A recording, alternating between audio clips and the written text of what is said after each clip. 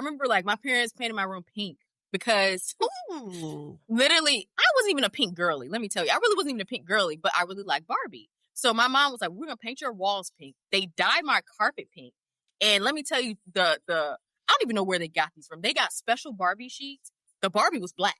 The Barbie was dark skinned black. You had a black Barbie sheets? I had black Barbie sheets with a canopy bed. My parents were like eating. They ate. Okay. Oh, that ain't so bad. That ain't so bad. I'm thinking about, I'm like, where did they even find this? This was like, what, 90s? I was like, where did they find these sheets? Because we barely had a Barbie that was our shade back then.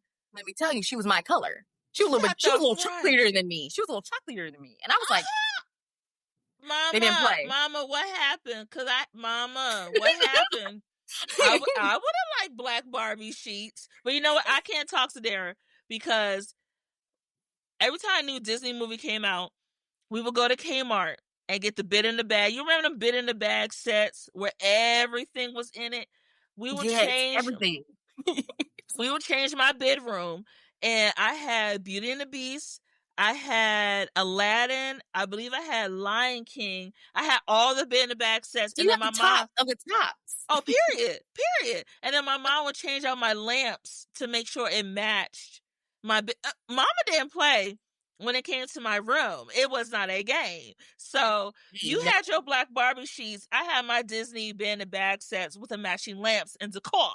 But that is not why we're here today. Before we get too deep into these personal conversations, we're going to have to start the podcast eventually. So I wanted to welcome everyone back to Coffee with Yvonne, a show for creatives and entrepreneurs. And if you hear right now that I am talking to our special guest, Dr., because we got to put some respect on her name, Dr. Sederra Ross, who I know personally from our work day-to-day with the American Chemical Society. She is my guest this week to talk about sisterhood, science, and environmental justice. And I think I brought it up to you, Sederra, a while ago when we were on work trial that I wanted you to be on the show because I saw how dynamic a job you did at that one panel for the Green Chem Institute. And for anyone who has sat through anything with science, please remove from your mind that science is boring. When you have people like Dr. Ross who are explaining very complex topics in simplified ways, that's when science starts to make sense and you start to buy in to the topics that are being discussed. So first, let's read and give Dr. And I'm going to keep saying that too because she is a doctor. Let's give Dr. Sederra Ross her receipts. So Dr. Ross is a program manager at ACS Green Chemistry Institute. She has dedicated her career to solving environmental injustices and researching methods to remove hazardous contaminants and chemicals contributing to global heating. Her research has covered various topics, including creating biodegradable composites that divert solid waste from landfills, developing programs to galvanize environmental grassroots activists, and employing molecular spectroscopy. I can't even say that word. Spectroscopy. Thank you. To identify and characterize gas phase progenitors. Okay, see, this is why I failed. Anyway. You're doing great. You're doing great. People have read this bio before and just skip words. So okay. You're killing it. That give rise to suit at PM 2.5 climate pollutant. She holds a PhD in green chemistry from the University of Massachusetts, Boston, and a BS in chemistry from Clark Atlanta University, HBCU. Stand up. In her role, she strives to inoculate green chemistry and engineering across the global chemistry enterprise and to provide present and future generations with the knowledge and resources that they need for clean, sustainable environment and an equitable future. And with that being said, welcome to Coffee with Yvonne, Dr. Sederra Ross. Yvonne, you're so awesome. That was a great intro because I'm just like, she's just hyping me up. I'm just here. Yes. You are that girl. What did Beyonce say? It's not the diamonds, it's not the pearls. I'm that girl. Which that's true. If Beyonce said it, it must be true. No, ma'am, you have a whole doctorate. While some people can barely read past the second grade level, you a doctor, Dr. Ross. Okay. I guess, yeah, you know, it's true. Okay. Not guess, you are. I am. You know, it's so Thank you. funny because, you know, when you're in like PhD programs, a lot of different like chemists, scientists, engineers, if you come across a lot of them, they try to like, it's kind of cool to downplay that you have a PhD or you're not supposed to talk about it. I don't know. It's really weird. It's like a really weird thing. And it's been so fun, like, you know, engaging with you and other people at ACS or just in general to be like, no, you need to talk about this because Yes. honestly, they made it feel like, oh, well, who said like, you don't mention that you have a PhD, you just have one. And I'm like, what? Well, okay. So let's think about that, right? Let's dive a bit more into that. Is it because traditionally in the PhD field, there's not a lot, and please correct me if I'm wrong, there's not a huge representation of Black or, you know, people of color in that space? Because holding a PhD is a very rare and important thing, right? Is that part of the reason? Yeah, no. Statistically, we're a few percent of the doctors in the world, Black people in general. And then for me, even in my program, I was the only Black woman there for 5 years getting a PhD. And this is, again, I didn't do this very long ago. I was the only person at that university doing it in chemistry. We did have somebody come along afterward, Mm. but you know, that should tell you that like there's not a lot of Black people in this space for a variety of reasons, which we know are systemic. Mm-hmm. Mm-hmm. But there is I think a lot of need to downplay it because, like you said, like a lot of times the representation that is in the room with you don't look like you, so they're just like, oh, this is old hat, or you know, my daddy has a yacht. I don't know if they actually, but but you know what I'm trying to say. Like, Yeah. this is a part of it, but I think, like you said, there is something to say. And I know my dad, he's so funny. I'm thinking about him. He tell everybody, my daughter's a scientist. She got a die. She's a scientist. She's a dad. Right. And I think there is something to say about, you know, it's not like you aren't humble, right? Definitely you want to have that humility, but I think it's something about being able to say it proudly that you made it this accomplishment because there aren't as many people that look like you in this space, and to encourage other people to do the same. So Yeah, and that's why that's why we hype you up so much. You know, you and our other colleague, who's also a doctor that I work with often. You know, I just want to hype y'all up because seeing women who look like us, women who also have a similar skin tone as me as well, who are highly educated, that is something to be so proud of, especially knowing as a community, less than, I don't even want to do the math in my head, maybe a couple generations ago, these level of opportunities were not afforded to us in the way that we can take advantage of them now. Like, you have women who are Black, who are scientists, who don't get the credit that they deserve, even in women who are in the sciences who are not recognized as being scientists, like Madam C.J. Walker, which is one of my biggest heroes historically in both the industry and personally.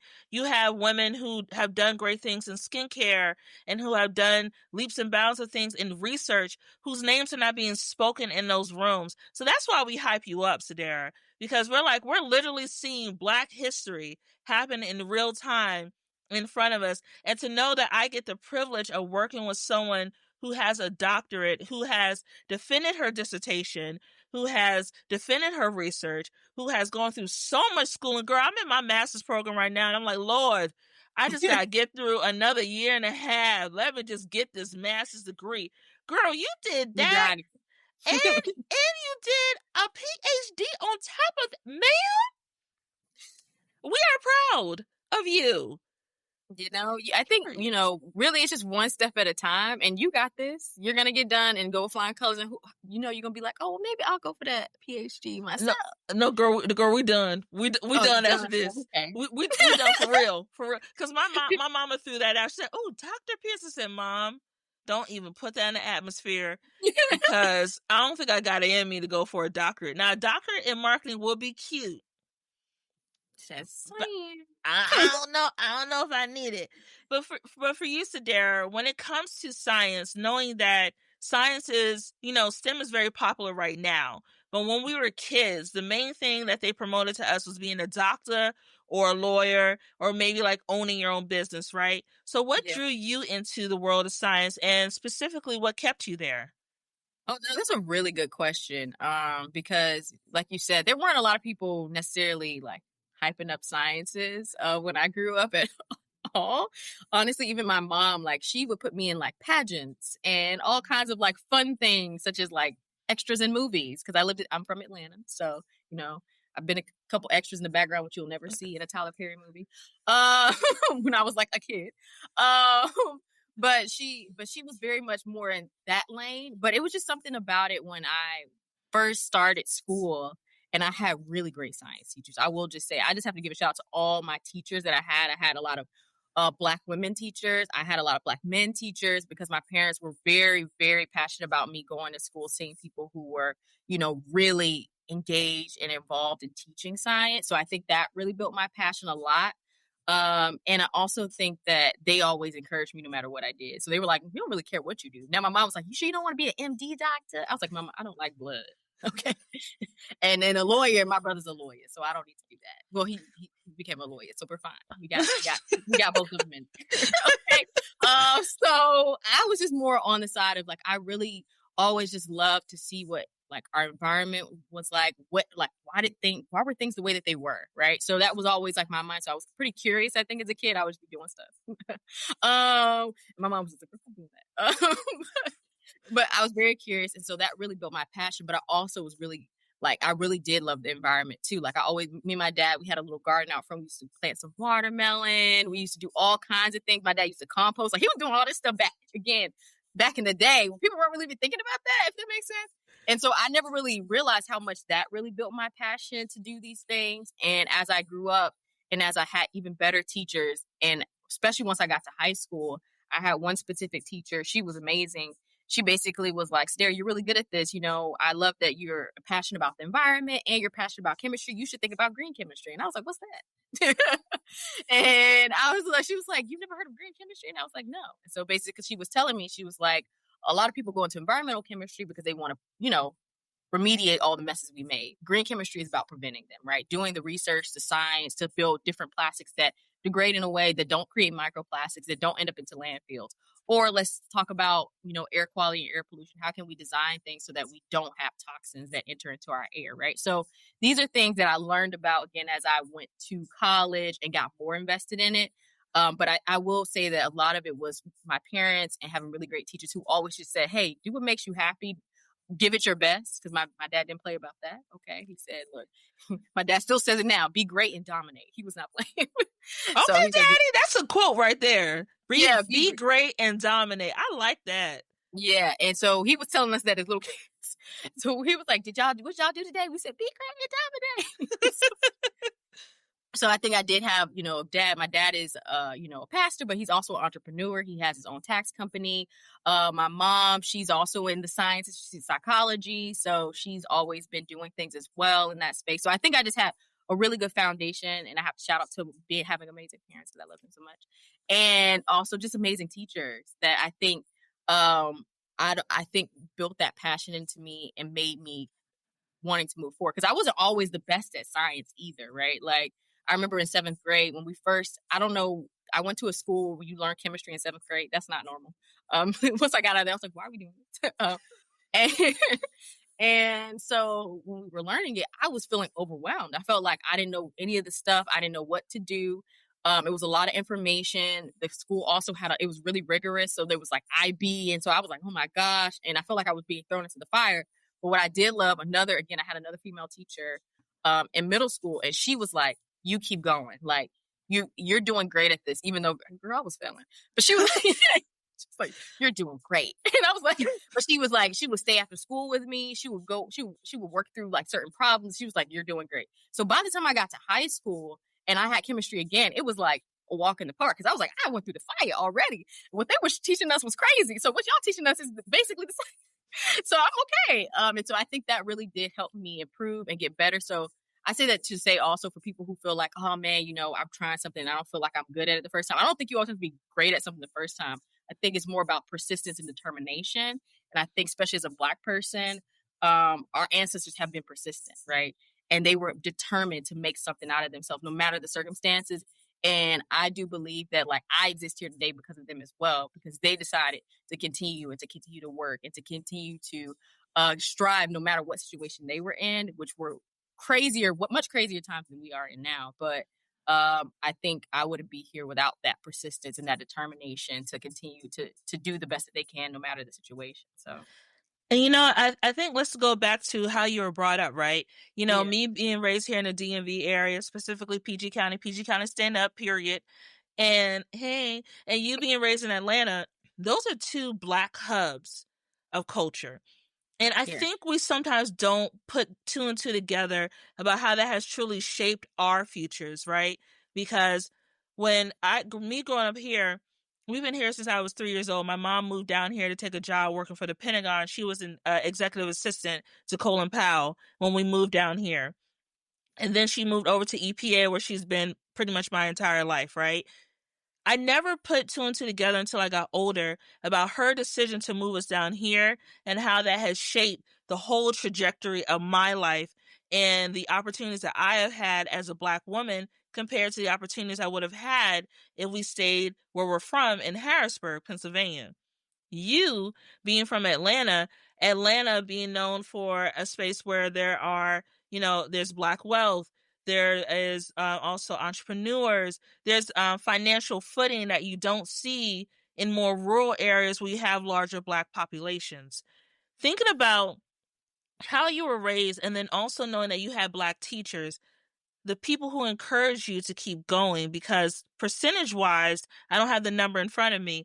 Young Black women are usually disencouraged from pursuing STEM careers, even as young as elementary and middle school. It usually stops around that 7th or 8th grade.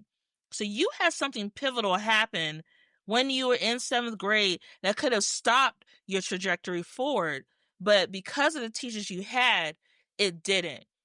For those who are not in the space where they don't see Black teachers every day, or they don't see people who look like us every day, what are some ways that parents can still encourage their young Black daughters and their young Black sons to continue careers in STEM?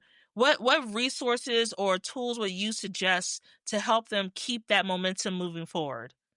yeah. No, I love that. There's a lot of different possibilities, especially even if you live in some place that's not like Atlanta, where you're seeing a lot of different people who are doctors and lawyers, and that becomes the norm. First, I think is come to the realization that they do exist. Because sometimes I think when you're in different spaces, you can feel like, hey, these people don't even exist. I don't see anybody like that. And especially from a child's perspective, if they don't see it, then it definitely can shape them even deeper. There are a lot of different programs. I will have to shout a little bit of what we got going on ACS. Just a little bit. Because we're working on doing a lot of different programs to bring in students of color. We're working specifically with different organizations such as Novashe, SOCNIS, ACES, all to bring students in doing workshops, activities, and we're also creating programs in terms of like resources of you can go online and see some of our curriculum, and it's kind of like opens up the door to what is possible in science. But also knowing that when we're sharing these curriculum and these career opportunities, that we're sharing them with other Black people of color. And so we're working on building a network currently of Black and brown students all interested in green chemistry, sustainability, science, within our office. And basically, it's just a community so that you can get to meet people who are like you or who are interested in anything that you want to do. So if you want to learn more about that specifically, you can feel free to email me at s_ross@acs.org and I can connect you with some other resources. But I will say that there are a lot of people out there doing really great things. And putting those in forefront to your kids is really important. So whether you want to talk to them about Neil deGrasse Tyson, whether you want to talk about the Mace Jimsons, whatever you want to talk about, Madam C.J. Walker, like talk about those people and say what they did in science. Like I remember I really loved when I was younger, and I never realized how like this was in my mind so much, was George Washington Carver. Let me tell you, we talked about that man to no end in that peanut, okay? And I don't think that I thought about how much that probably played into my own mindset, because basically he was a sustainable chemist, okay? Like, and it was like something that was really, really in my mind, like subconsciously. But now that I've grown up, I realized that hearing about his inventions, hearing about what he's done, providing your students with books with people who have these kind of mindsets. So George Washington Carver has a book. I think Mae Jemison has a book. Getting your students and your children specifically with the material of Black people just doing great things. And I'm talking about scientists, but there's like in all fields, right? Because I do think that media can be very saturated with people who are like, oh, I'm a singer. Oh, I'm a rapper. Oh, I'm a basketball player.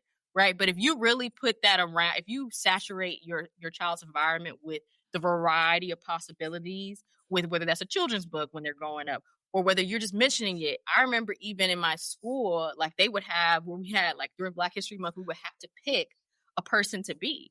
And even if your school doesn't do that, you can do that with your child where they have to. I had to. This was like I was 6. Okay, I had to write a book report. Okay, I got a picture of it. I had to write a book report, and I was Sojourner Truth. Right now, most people don't even know who Sojourner Truth is, but I was Sojourner Truth. I had to dress up. I had to write a book report on her and do a poster. Now, I would say, try to do certain exercise with your kids at home because I know like not all public schools will have that, right? Not all schools will have the opportunity, but if you can carve out a time and say, hey, I want to do a little project with you. Maybe you don't do it, you do it throughout the year, right? Just like, hey, at the end of the year, we're going to do this and I want you to do it, right? So you feel like you have time, don't feel rush. And have them learn about the different amazing Black inventors, scientists, curators, everything. Like there's so many Black people who have done amazing things and things would not exist in America without Black people. You're right, though, because I think to go back to what you were saying about, the basketball players, singers, musicians, those are the careers that we're being exposed to on a regular basis that unfortunately has limited the view of what Black people can be in terms of how we contribute to society, right? Like me, for example, I didn't know what marketing was, Sederra, until I went to college and I accidentally found out what marketing was. But my entire life, and you can ask my mama, my entire life, I have always been a creative child. Like I've always loved books. We would go to the library every weekend and we had a game where I had to pick out the number of books I picked out was the number of books I read for the week. Then I didn't realize as a child I picked up on commercials very quickly, like jingles and things like I could remember them off the top of my head. I was very creative with the way I would write my vocabulary words. Instead of sentences, I would write full stories using my Yeah. vocabulary words that were very funny and entertaining and this and the other. I had no idea that entire time my creative brain was trained to think like a marketer, to think about how I was telling a story and how stories were being told to me. However, the moment I learned that, it is so interesting too, Sederra. When I look to see examples of Black women in marketing in my industry, we are only, I think at the time, 5% from entry level to executive. So Yeah. when people meet me and they find out that I work in marketing, and they're like, one, they're like, whoa, really? I'm like, yeah, that's my job. And then they think, oh, all she does is social media. I'm like, no, I do strategic planning. They're like, so you do strategy? I was like, yes, that's what I do all day long. And when you have to run the receipts for them, people start to realize the work that we do is very important, right? However, young kids don't know that these careers, again, exist because those resources or stories are not being told about our history enough. Like, that's why I love Madam C.J. Walker. Not only was she someone who was a trailblazer as an entrepreneur and as to me a scientist, she also was a marketer in the way that she marketed and promoted her products. And there's a lot we can learn from our ancestors to amplify and move the culture forward. But for you, I just want to think about or present this question to you. What do you think is missing and how we create those inclusive environments in education? You talked about what the parents can do. But what can school systems do to create more inclusive environments for women of color so people like me and people like you don't have to wait so long to figure out that this is something that they love that could be a possible career? Yeah, that's a good one. If I if I had all day, I would give you a whole list of things I think they should do and how they should do it and when they should do. Uh, but what I think is, especially now in this weird administration we're in, where they're like attack on DEI. I do think that one of the things that I do think was possibly missed in that DEI era is the authenticity that's needed for people to understand their own unique culture within themselves. Right. I think it's great to have guidelines. It's great to have, accessibility. It's great to have things that you kind of say, okay, these are the good things you should do. However, how does that mean? How do you treat me as a person? How do I see myself? How do I be my authentic self as a person? That's way more important, no matter what skin tone you are, honestly, than anything. And I think what a lot of schools should really go further and deeper into is how do people reach their authentic self, right? And I think that that's something that you can bring in universally, right? Whether you are talking about it culturally or whether you're talking about it ethnically, whether you're talking about it just from where you're from, like what city you live in, right? Like how do you get to know who you are as a person and really building that up in kids early years, right? Because those are foundational things. I think we spend a lot of time on math and all this, and I love math. You know, you need all that. But I think, you know, we would be much better people if people really just had time to like think about who they are, what they like, what they dislike, and then that would feed into their own like ethos and their own trajectory and their own like purpose in life. And then we'll get more fulfilled people, right? And I do think that schools can do a much better job doing this. And it doesn't have to be anything, you know, I think, you know, there's a lot that they try to pack curriculums. People are like, we don't got time to be doing this. But I do especially feel like for people of color, specifically Black people, or all, but I just feel like we don't also, and when it comes to history or telling our stories, we don't spend enough time telling the great stories, right? You know, Black History Month would be 1 month. They might talk about a little bit about when it was started. Then most of the time they talk about Black history got to do with slavery. And Martin, you know, don't forget Martin. It's always slavery and Martin. Slavery and Martin. Slavery and Martin Luther King. They barely talk about Malcolm X. They feel like that's controversial. And I just feel like they should do a more well-rounded, like, I don't know, storytelling of everyone's history, right? Black people, Latina, Indigenous. I feel like there's very much, because we live in America, to be honest, it's very glossed over with a white layer, to say it nicely, that ends up leading you just whitewashing everybody else's culture. So whereas these things that don't really encompass what people have done. And I think this is why we also get these huge divisions, even in cultures where, you know, you'll hear young white kids who really don't have no sense, but they just say, you know, well, slavery was so long ago. None of that stuff is happening now, blah, blah, blah, blah. Because they didn't learn it either. Nobody told them. And then you'll hear some Black people who like, who is Madam C.J. Walker? What? So now you got ignorance on both sides, and now that just leads to poor communication in the future. But if people really educated people on their history in a real way and how it connected to them, then I think we would have a much better understanding of each other on a human level. I think schools really need to do a better job of, not in the, you know, okay, we feel mandatory, you got to listen to this mandatory training or whatever we want students to do for this, but really like, hey, these are great accomplishments that people have done all across the world, all within the United States. And they all look like you, because that's true for every culture. And all those people should be highlighted so people have something to aspire to. And, you know, you're absolutely right. And that's why, like, educating yourself outside of what the school system teaches you, outside of what the media teaches you, is very important. But when I say educating yourself, I don't mean going on TikTok. I don't mean going on, and I keep clearing my throat because we all can fill in the blank of what it is. Yes, comes across our timeline, or people who have mics but can't read above a second grade level. But that's not why we're here. But I said it. I said it. Can we do a 5th grade? Girl, they barely passed it. Anyway, I think it's really important for us to make sure that the way we're educating our community is holistic. It's not just teaching about the tragedies of slavery, but also teaching about how the people within our culture, they didn't take that line down. Like, they don't teach about how, you know, a lot of them push back, how they plan, how things like that we do now, like me wearing a head wrap, or the way that we non-verbally communicate to one another in the room, are things rooted in our culture that were survival techniques that evolved into the AAVE that we have today. Or even things like how we took things like soul food, which were scraps from master's table, and turned into a full culinary cuisine. How we invented things like macaroni and cheese. Let's talk about that.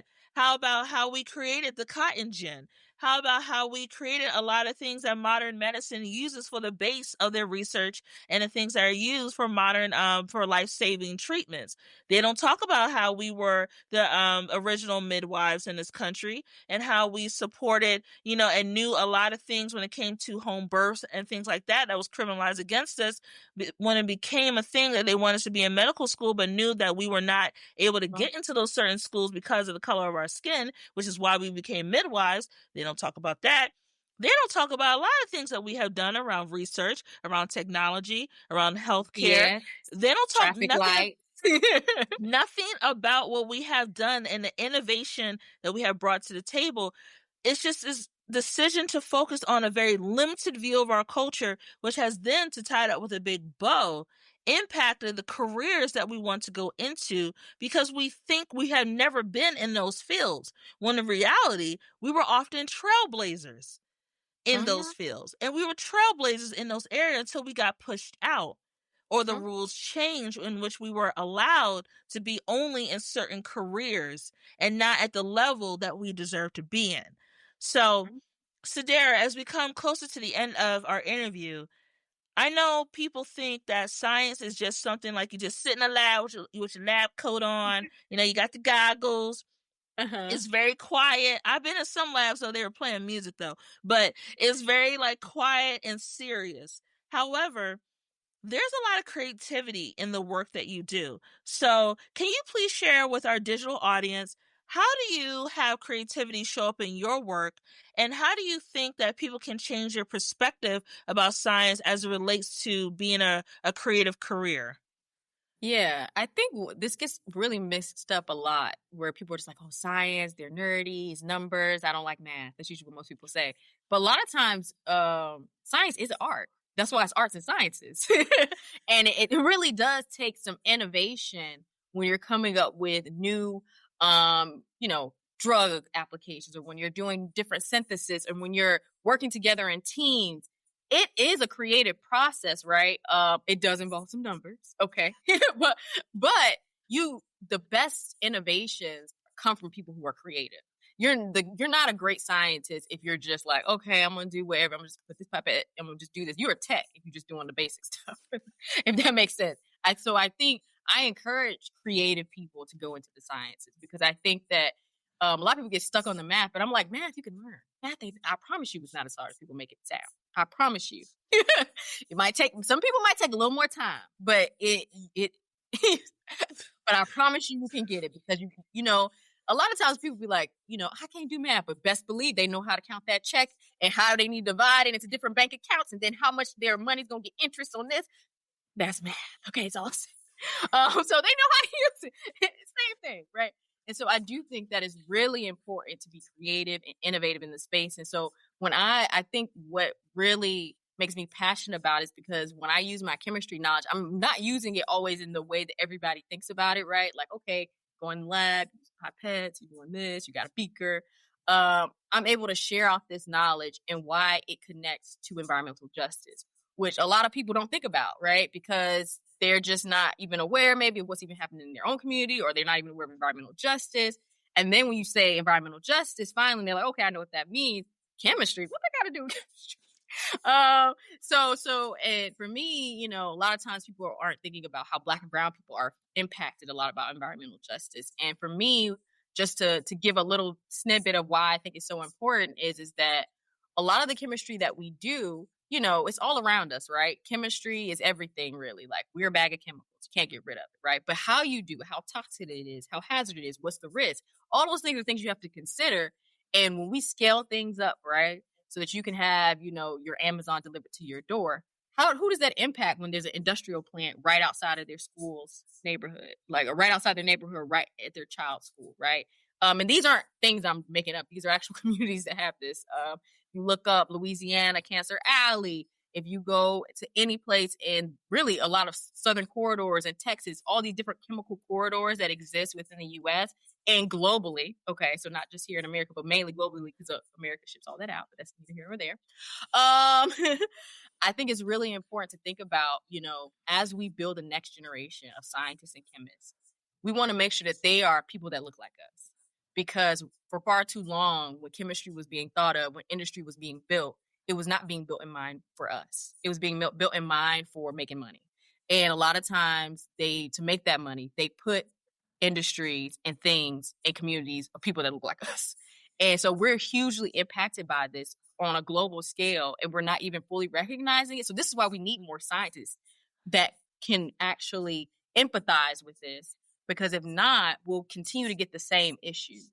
We'll continue to see the same problems. We'll continue to see no development in this area, because a lot of the scientists who probably are going to be doing that next experiment are like, well, I don't really understand what you mean that it's in this community. Because they ain't ever been in that community, to be honest. Okay.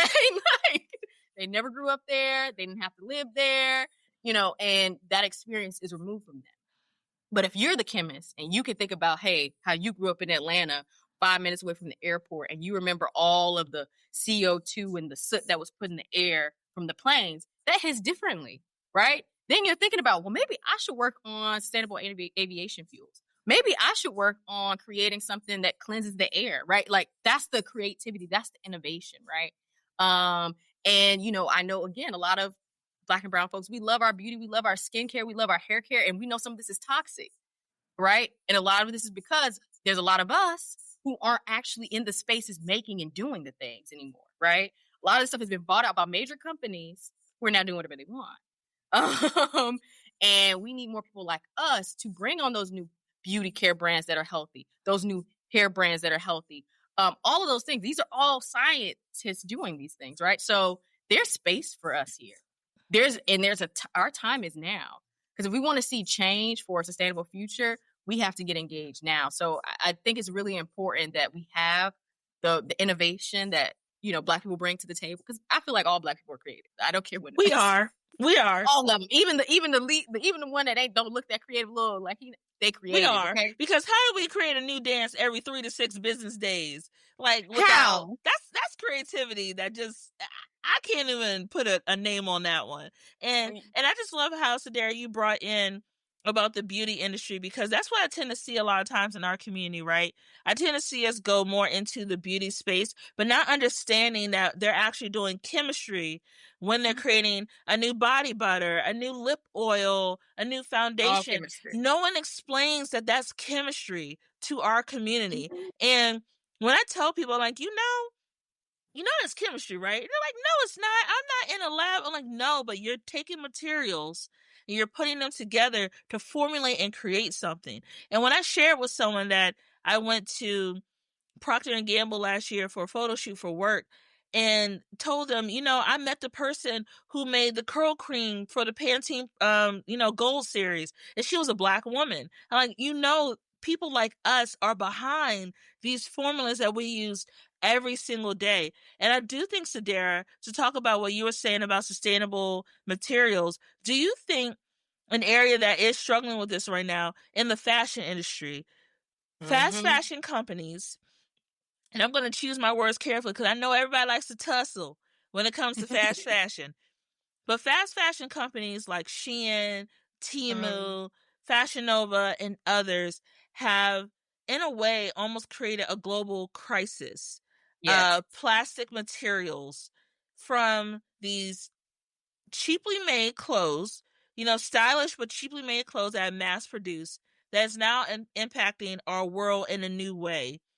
How do you think, and just off the top of your head, how do you think green chemistry tied in with fashion can help dial back that impact so we see less of those materials and more thoughtful products created from these companies that are relying on the consumer hamster wheel? Like, what are some of your thoughts? No, I love that. Actually, this goes really well into something that we're doing at our conference. We're having a startup showcase, and we have a couple of startup companies that are actually working on making biodegradable beads. So, like some clothes that are embroidered, they have all these different beads on them. They have all these different things, as well as another company that's making a faux leather.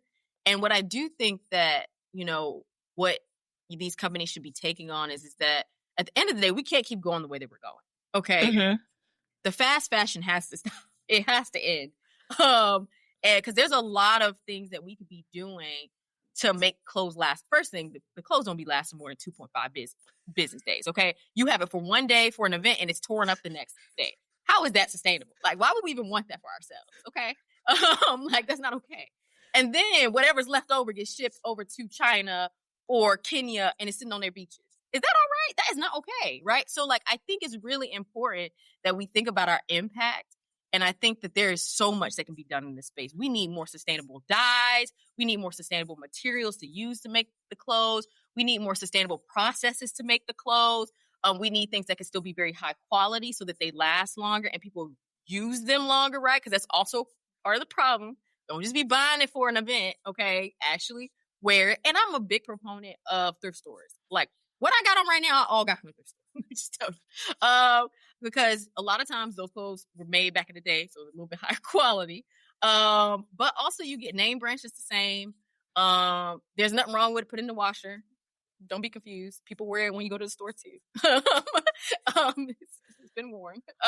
So I think it's really important that we have people with that innovative mindset. And what I'm really excited about is that we're working also on the shoe deconstruction program with a group in Atlanta, and they're trying to come up with basically a sustainable solution for shoes, right? Because currently, you can't just like recycle shoes to make another shoe. That would be too energy intensive and also wouldn't make any sense because it would be less sustainable to do. So they've been coming up with solutions for that. And they have a manufacturing company in Kenya where they're trying to actually work with them to figure this process out. But these are all Black people that are doing it. So the goal here is that we want, I think it's really important that our community, especially as people who love fashion, who love sneaker culture, that we start thinking about some solutions, right? Because you can have on a nice pair of shoes and a nice outfit, but it don't gotta like go kill the environment to do that. I think it can be something meaningful, and we need people who can think like that. Like, how can I make something that's cool and unique that doesn't require for me to use all these dyes, or I can use something greener, or maybe I can come up with a cool way to, make where clothes will, transform into something else so that you can wear it multiple ways, right? So now you have multiple outfits, so you don't have to buy as many outfits, right? Like you can get really creative, not with just the chemistry, but even with the engineering of the way that we wear clothes now, right? So I think it's really a Renaissance era, I was like, of chemistry really, and of science, because we have really yet to play with all the transformations that are possible when it comes to like synthetic chemistry and making different coatings and polymers and things of that nature, and how we can use newer technologies like catalysis, biocatalysis, to generate processes that are much greener than what we've had in the past, because we just keep doing the same stuff thinking we're going to get new results. So I definitely encourage a lot of people who are, Black and brown, go into the fashion industry, but think about chemistry. Go into the beauty industry, think about chemistry. If you're going into anything to do with hair, think about chemistry. If you want to do anything about air quality, water quality, any of that, your soil growing, think about chemistry. So because it's everywhere. And I think that by being at the first stages of chemistry is all about matter, you're really innovating at the most basic fundamental levels that you can innovate. So if you like to be creative, you can't get more creative than using elements. Okay. So I really encourage people to do that and figure out where their gifting is and where they see their eye is and how it can play into what we want to see for this future and making it sustainable. And I appreciate that you gave actual real workable solutions, because sometimes people are like, they like to stand on top of the hill with their flag, wave it all day long. And when you ask them, what can we do to solve the problem? They give a bunch of research, but no real answers to your questions. So you actually gave workable solutions of what can be done. And I do agree with you. There is an issue when it comes to, clothes not having multi-functions to them. Like our parents' clothes back in the day, they would wear them clothes till the last thread came off, and then put patches on it and wear it again, and it's a whole new look. Whereas we, in a way, just say it's out of style, it's out of season, toss it, and it's learning how to not just dress for the moment, but dress for a purpose, that I think will also help the industry move forward in showing people longevity is more important than just something that's temporary, essentially. So, go ahead, Sederra. And I would just say, too, when you think about fashion, it's very cyclical, right? So, like, things that are popular, 20, 30 years ago, you'll see somebody wearing it all over again. It's not like, right? So, don't get rid of it out of your closet because you're like, oh, I can't wear it right now. If you know there's a season and a time for you to wear it, then save it because you know you're going to wear it another time, right? But don't just keep things in your closet you're not going to wear it. No. Don't do that. But I do think that people forget that we have, I think, there is a lot of people who are brought into the idea with social media to, I got to dress best. People can't see me wear this outfit twice. And I get it. But we got more than enough clothes. You can switch that stuff up. And it's about buying also really good articles of clothing that you can switch out to make it look different, right? So, those are just my thoughts about fashion. But yeah, don't feel like you have the need to buy new things every time, because a lot of stuff comes back in style. Yeah. And more importantly, too, when you're thinking about going into a career of chemistry, you know, as you mentioned, if you want to work in chemistry, you can also work in chemistry marketing. You know, you could get a chemistry degree and you could get a marketing degree. Or you could go into, if you want to be in fashion, you could get a fashion merchandising degree and maybe a minor in chemistry. Like, there are many opportunities to work in the chemistry field. You kind of have to think of it like a business degree almost, because business is such a broad area that you could do almost anything. It's the same thing with chemistry. Chemistry has a lot of opportunities that people don't think of in terms of opportunity. And then for your area in Green Chem, just to give people their spotlight and to add a little razzle dazzle, who are some people in your industry who are changing the game with the work that you're doing, that they're doing, that you would like to spotlight? Oh, definitely. There's a lot of people doing a lot of great work. I will say that green chemistry field could have a little more people like me. So that's why I'm trying to get y'all all to join. But I definitely have to shout out my girl, Laurel Royer. She's in Atlanta herself. She is a consultant. She does a lot of great consulting work with industry, with companies, with local communities as well, advocating for their rights, but also showing industries how they could do better in greener chemistry. I think she's amazing, and she's an awesome Black woman. I'll also have to definitely shout out Tisha. She is Tisha Jessup. She is from the University of Colorado. She teaches, she's a professor there. She's all about green chemistry. She's indigenous. She is doing her thing, okay, and getting students passionate about it. And she has been doing a lot of work to bring more voices of color into this space. So I think she is somebody to shout out. Of course, I got to shout out my whole team at ACS because they all lit. Okay. I'm not going to name all of them because it's like 10 of us. But they're all good. They're all lit, and they're all doing great things, whether it's curriculum, whether it's industry, whether it's policy, whether it's innovation, whether it's just expanding what we're doing at the ACS and just in generally getting people to care more about sustainability. They're all amazing. They're literally a dream team. And I will say that we're a very diverse team. So I do love that. You know, you never know when you go into jobs, you're like, am I going to be on this black person? So that's good. I love that. I love that. And also too, that you shout out people who are doing great things in their field across industries. I think it's also important, no matter the work that we're doing, that even if we have a platform, to share the platform with other people to make sure that they're being recognized. So essentially, those are all my questions for you today, but I do have a couple quick fire questions for you if you would like to stick around. Yes. Okay. Now, Sederra, Dr. Ross, stand 10 toes down about your answer. Okay? Oh, okay, I'll try. Okay. All right. First question. In your opinion, who is the best rapper or singer of all time? Okay, I won't give you a couple answers. I'm sorry. I can't just give one. I can't give That's one. okay. Go ahead. Rapper, J. Cole. I love J. Cole. Okay. I respect that. J. Cole, definitely, you know, I've gone to a few of his concerts, you know, done a few of his Dreamvilles. He's that guy. Okay. For me. And then if I had to say kind of singer rapper, Lauryn Hill, you know what I'm saying? When she shows up. When she shows up. Okay. I've also been to Lauryn Hill concert. She did show up. She was a little late. But baby How late? girl, How late? she wasn't as late as I was expecting. Was it an hour? Was it an hour? No, it was like 30 minutes. It was allowable. It was like I did it. That's why I said she did a great job. And the reason why I have to put just some respect on her name is just because girl dropped one album and is still making money off that one album. She dropped that album before I was probably born, okay? And people still want to hear it. That album is timeless. Mm-hmm. And I love Lauryn Hill. I don't know what else to say. I respect that. Lauryn Hill's Sweetest Thing is one of my favorite songs. It's just such a smooth song. Like, it's Lauren could have did one more album, but I respect the hustle. I know. You know, I respect when people just drop the mic and dip. And then thinking about the next question. Okay, imagine this. All right, Dumbledore done pulled up to your house, right? He dropped off. The ladder got the stamp from Hogwarts. Girl, you in. You going to Hogwarts, okay? In fact, we're going to turn into HBCU. You going to You go to Hogwarts Agro-Technical Institute of Culture University, okay? You got in a Hogwarts adjacent school, HBCU. You have magic powers, right? Okay. What magic powers do you have? at your new HBCU? At HBCU though, I feel like putting the HBCU on to make it different. It does. I had a little razzle dazzle for you. Oh, if I had a superpower at an HBCU, okay, I would. This is gonna sound really messed up.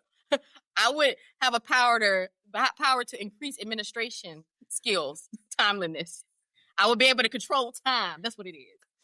Hit a fast forward button, and then I would wait on my school check to be deposited. You won't be at the A building struggling. I'm like, now I would have some magical power to help with the administration. You be like Dumbledore, Headmaster Dumbledore. I gotta freeze time, fam. Why they label my check again? Like, I need my tuition reimbursement check. Homecoming next week. My outfit on layaway. I gotta pay the final bill. I gotta pay the party admission. Like, Dumbledore, I need a freeze time. Can I get permission real quick? Like, basically, right? Yeah, basically, yeah. I feel that. See, I went to a PWI, so no shade. I didn't have no shade. Which, let me caveat, put some respect on HBCU's name. Put some respect. If I had my choice, I would have went to an HBCU. Still, however, 100%. Yes. However, I went where the scholarship money was. See, let me tell you, that's the same reason I went to Clark. I got a scholarship. I said I'm 10 toes down. And let me tell you, a HBCU experience can never even compare to a PWI. I've been to both.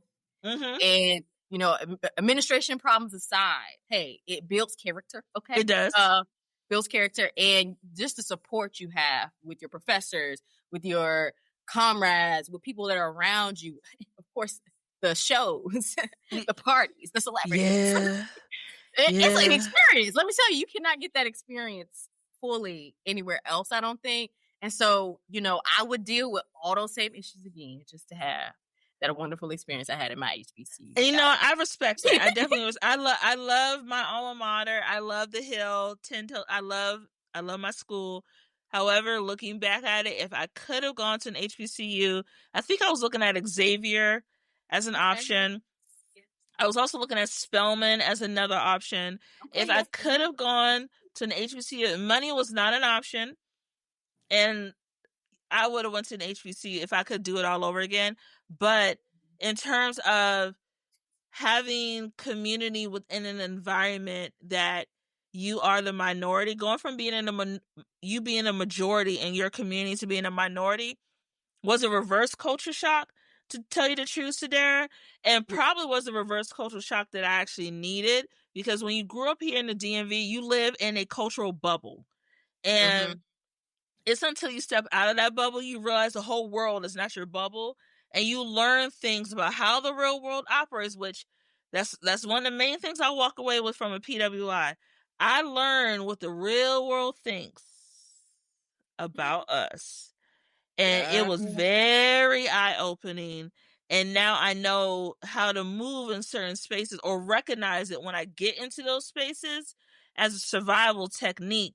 While I still had my community on campus, I do wish I had that HBCU experience that other people I know have had, which is, it's beautiful across the board, A building issues aside. But then let's close out the final question, because I know that we're coming close on time. If you were a coffee, what kind of coffee would you be? Now, you could be the Sederra Ross, Dr. Sederra Ross special. You could be this Dr. Sederra Ross special, whatever you want to put in it. What is your coffee? So I would say, this is usually what I get when I go. So it would be the same. And it would kind of still be me as a cup. I would be a mocha. I love me a mocha too. I love me a good mocha. Yeah. In there. It's just the right amount of coffee. I really can't do too much coffee for myself because it started giving me headaches for some reason. So, so I'm like a good mocha. Well, I like to get a little bit of the whipped cream and the little sauce. And the little Yes. So that would be me and a coffee cup, basically. You know what? That is very on brand. That's very on brand for you to be a mocha. Yes, just enough, but then add a little razzle dazzle to take it like right over the top. Well, Dr. Ross, that is the end of our interview, and thank you so much for joining me for coffee. How can people find out more about you and your platform? Like, where you at, sis? Where are you? Yeah, I'm mainly on LinkedIn. So if you want to go ahead and find me on LinkedIn, it's just Sederra Ross. It's Sederra. I know it's on here, but I just spelled it again. And you can find me there. And yeah, connect with me. I'm happy to connect, chat, answer any questions you might have, or just be friends. I love that. Well, for all of you who are watching and are listening, I hope you enjoyed today's chat. Don't forget to follow Coffee with Yvonne on Instagram and Threads at Coffee with Yvonne. For my personal account, you can find me on Instagram and TikTok, aka the Clock app, at Yvonne_creative marketer. And to learn more about me and my business, go ahead and visit pinkdollhousemarketing.com because I own my domain. Period. Or you can follow me on Instagram at pinkdollhousemarketing. You can slide into my DMs. That's cool. And creatives, I know I say this to you every week, and I'm going to keep saying it again till you get it. Remember to keep showing up, keep creating, and that your voice matters. I'll see you next time on Coffee with Yvonne, and I cannot wait to chat with you soon. Okay, bye! Coffee with Yvonne is produced and edited by Yvonne Pearson. Coffee with Yvonne is created by Pink Doll House Marketing. You can catch the latest episodes by subscribing to Apple Podcasts or wherever you get your podcasts.